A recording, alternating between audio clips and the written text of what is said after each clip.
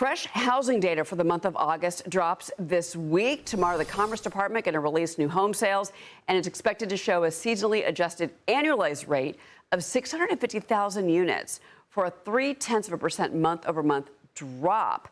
Now, there's this. The Federal Reserve finally issued the first interest rate cut of the year last week, but will it have any immediate impact on the stagnant housing market? And what about politics playing into one of the biggest markets in this country? And that is New York City. I want to bring in, for a Fox Biz exclusive, CEO of Manhattan luxury real estate firm Brown Harris Stevens, Bess Freedman. Bess, it is always great to speak to you about Manhattan. And I want to start with what we're hearing from mayoral candidate and Democratic Socialist Zohran Mamdani. He was on a local news program last night talking about what he wants to change property taxes and valuations. Basically, take these higher, say that somebody paid $50,000 80 years ago for a home. He says, no, I want to change it to where I tax them at the sales price, which I think people would start to lose their homes. That's just my opinion. And then lower taxes at the bottom end. And, of course, freeze all the rent. Your reaction to what you've been hearing from Zohran Mamdani? Well, first of all, it's nice to see you, Cheryl. And second of all, these are nice, like, sound bites. But he doesn't have the jurisdiction to do these things that he's suggesting. I mean, he would need support of the governor, and he wouldn't be able to just magically, wave a wand and do these sorts of things with the property taxes. That and the rent freezes and the free buses and all those things. I have to believe that he's well-intentioned, and he wants to make the city more affordable for people. And I think that's great. But I think, this sort of stuff has been described as sort of a death spiral for the city. Mayor Adams got in as mayor because he campaigned on safety, which was the issue back then. And now affordability is the most important topic that everyone's talking about. And so he has a lot of support, Mamdani, because of that. But really, his oversight has to do with the police department and the fire department. So I think a lot of people are getting caught up in what he's saying, but what he's actually going to be able to do is a lot less. Which is going to be an issue if he wins. At the same time, you say that within the real estate community, a very important voice in the city of New York and Manhattan in particular, that there is a lot of skepticism. And you also say, look, the guy's got a thin resume. He never even managed a McDonald's, but you're going to run the largest city in the world, the center of capitalism, which he, of course, has said he does not believe in. I mean, that's the biggest, concern, because besides the thin resume, lack of experience, New York City is one of the most important cities in the world. And it requires someone who has the understanding of the economics, the people, the diversity. You have to incentivize your police department. He's had some rhetoric where he said things like defund the police, and that's really damaging to the morale of the police that are keeping our city safe. And so we want to make sure we're able to work together as a community and keep people safe, affordable, and do all the things that make sense for a great city like New York. And there's concerns about him and what he's suggesting. And not demonize landlords, maybe work with them might just be another option, simply because a lot of these landlords, which maybe our national audience doesn't understand, there's a lot of like ma and pa operations with these buildings.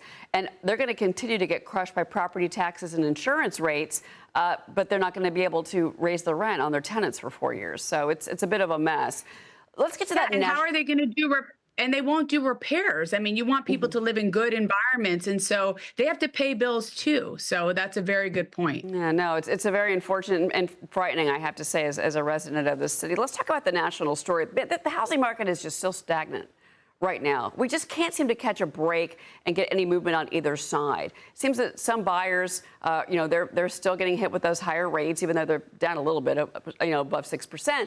But then you've got these sellers across the country, really, that still don't seem to be realistically pricing their properties. When are we going to finally see a break here?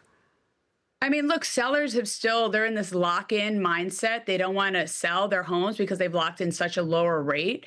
And then buyers, they see all this uncertainty, so they don't know are they coming down? They came down a little bit. Inflation is still sticky. And now we see that the job market, is slowing down. Are we going to enter a recession? All of this stuff does not really fare well for the housing market, although it's very local. Some places are performing better than others. But the challenge really, Cheryl, is that first-time home buyers, they can't buy their first time home because it's unaffordable. And we need to figure out ways to make that a possibility again in this country. Yeah, well, and certainly in high value areas like this, or, Connecticut or even New Jersey, other markets that you do a lot of your business in, that is certainly next to impossible for these first time home buyers. Now, that's a really good point. The Fed did cut by a quarter point. Really, the mortgage rate, the 30-year, is tied to the 10-year Treasury. The 30-year is the most popular mortgage out there. Do you think if we get a couple more cuts, we're going to see a meaningful drop in the 30-year? Like, what is kind of your year-end prediction here for what we're going to see with this? I mean, it's hard to say what I think that Chairman Powell spoke today about this. He's being very conservative. And I think he's relying on the data to make his decisions. And I think it's important that he maintains his independence and does the things that he thinks are right for the economy. He's looking at the jobs market and inflation. Those are his mandate from Congress. And I think he'll have to wait and see what happens. But I don't think that 25 basis points last week did much because it was already baked into what we're seeing. People expected that. And so I think we have to wait and see, Cheryl, what will be. It's a ever-changing housing market, as you can imagine. What do you hear? What is the biggest complaint, the biggest issue that you hear from your clients right now, Bess? A lot of people are frustrated with prices. They feel they haven't come down enough, and people are not being flexible.